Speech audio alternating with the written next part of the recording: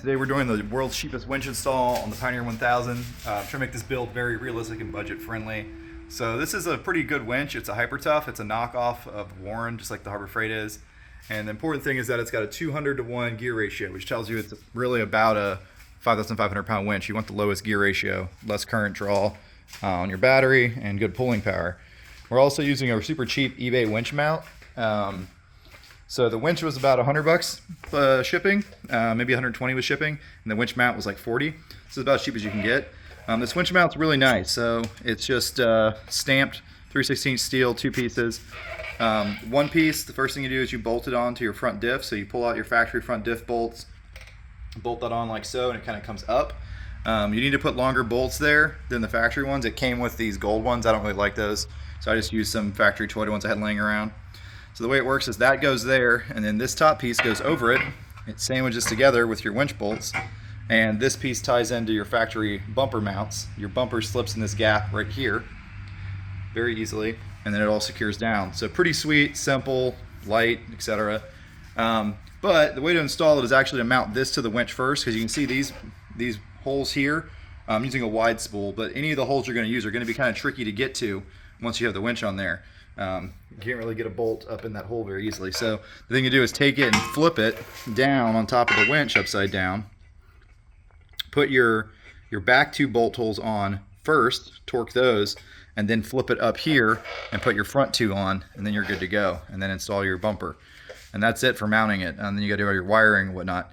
It did come with this bolt and nut in the winch mount, I assume, so you could add an extra pinch point.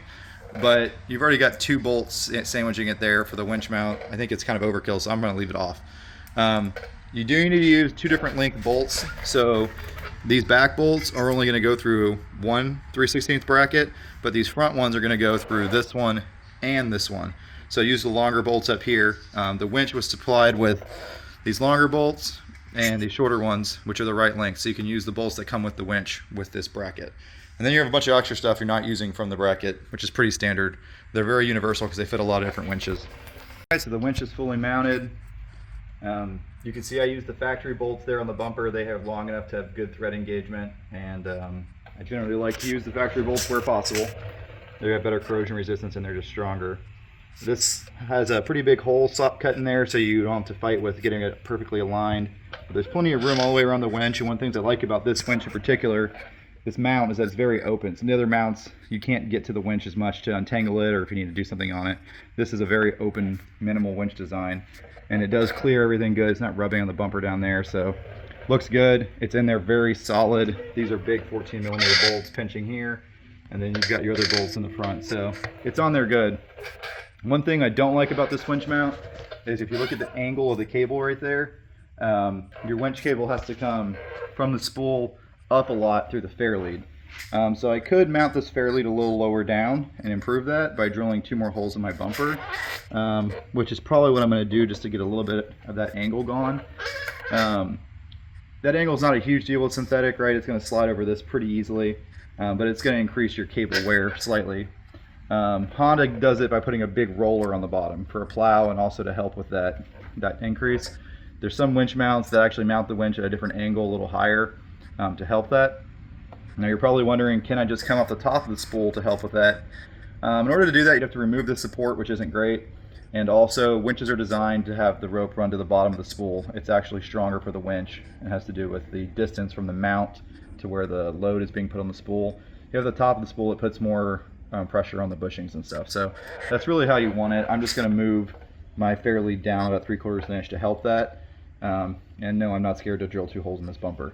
The fair lead that came with this super cheap winch is the same bolt pattern as the Honda bumper, so that's also very convenient. That bolts right up. And you see that you have a pretty good distance from the fair lead to the winch. You want a good distance there to help it feed on straight and not get balled up on the sides, but you don't want a ton of angle. But overall, it's a fine setup. It's just that's one little gripe, is that you do end up with a lot of angle on. Very lazy with the wiring. This is the switch that came with the winch. It was in a little handheld thing. I just took that apart, drilled a hole in the factory pop out, and popped it through there. It's held in the back with some RTV and some zip ties. Works great. I ordered the factory Honda winch switch that'll pop in there and match the other switches, those other useless switches. I'm going to run power to those eventually, probably for some accessories. I don't really do a lot of accessories other than winches, but probably do that regardless. So that's just the little switch it came with. It'll go bad eventually. And then up here, as you can see, this is all the extra slack that was on that handle. I couldn't be bothered to cut it and get rid of it because right now I just wanted to plug it in here. Eventually, all this is going to go when I go to the Honda switch. So I want all this slack zip tied up here. The wiring, I ran it from the winch, the heavy gauge wiring, up the frame, up through there. I need to cut that zip tie. Comes through a hole right here. That hole is already there. I just opened it up a little bit. Goes up to your solenoid, and then these go to your battery.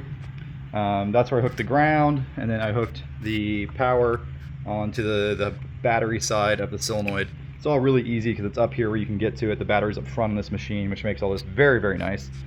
And yeah, that's it. That's all there is to it. Try to keep the wire routing back in here, but not so far back in here it's going to mess with my shifters.